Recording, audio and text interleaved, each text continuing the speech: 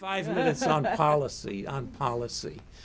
I was there during my first tour in Moscow in a very dramatic time when the Soviets invaded Afghanistan 6 months after I arrived, and then I was there through the boycott of the Moscow Olympics and through all of the sanctions that were imposed. It was a very dramatic, a very difficult time in U.S.-Soviet relations. What policies, sometimes people ask, what policies were effective, what policies were not? Could we affect Soviet behavior? In my own view, we really could not.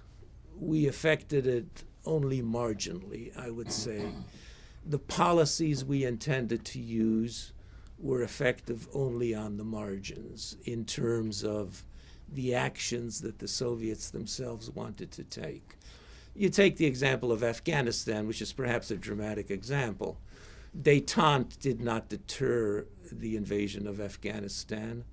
The sanctions that we imposed afterwards did not really do very much, I think, in influencing Soviet behavior subsequently.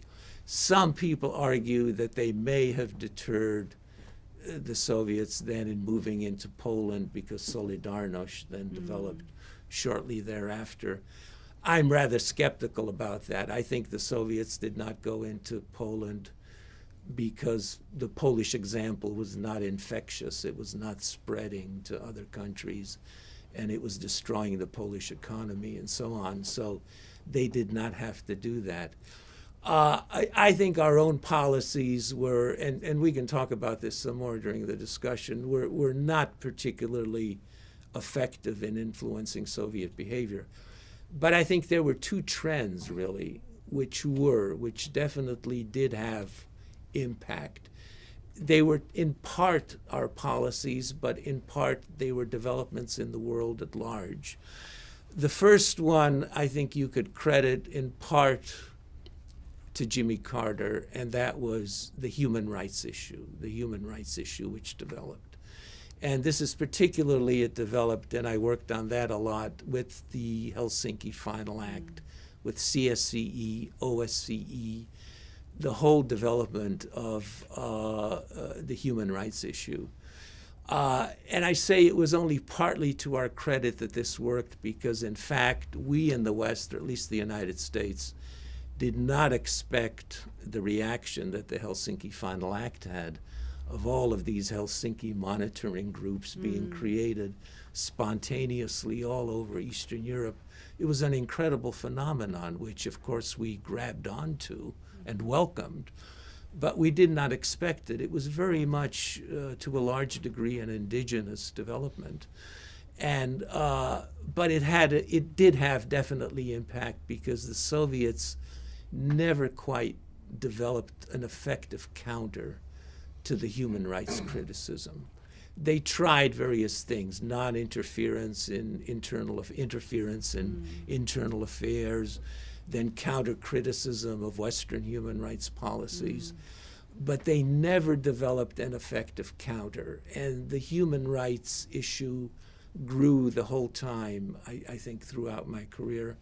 And it exerted pressure, I think, from the bottom in the Soviet Union. It did start exerting that very gradually. The second development, I think, which sort of was a policy, and this I would credit a little bit to Ronald Reagan, was the issue of the high-tech revolution. This started in the 70s, the computer rage.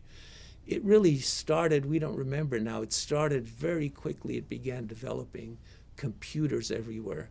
The Soviets saw this. They saw this phenomenon. And they were very worried about it. They were very worried. They saw how computers were taking off in the West, how kids were growing up learning computers. And then came the big thing, which was ridiculed at the time, SDI, the Strategic Defense Initiative of Ronald Reagan, which at the time was very controversial. Of course, Reagan was sort of ridiculed for it. But I can tell you, the Soviets took it seriously, and they were terrified of it. I had numerous conversations. They were very scared that something like this would develop. because they knew that the real source of their strength was the nuclear weapons that they had, and that they did not have the strength otherwise to compete with the West. And so whether SDI is possible or is not possible, it had a dramatic effect, I think, in various currents that developed that led to a Mikhail Gorbachev deciding that there had to be a fundamental change in the Soviet Union.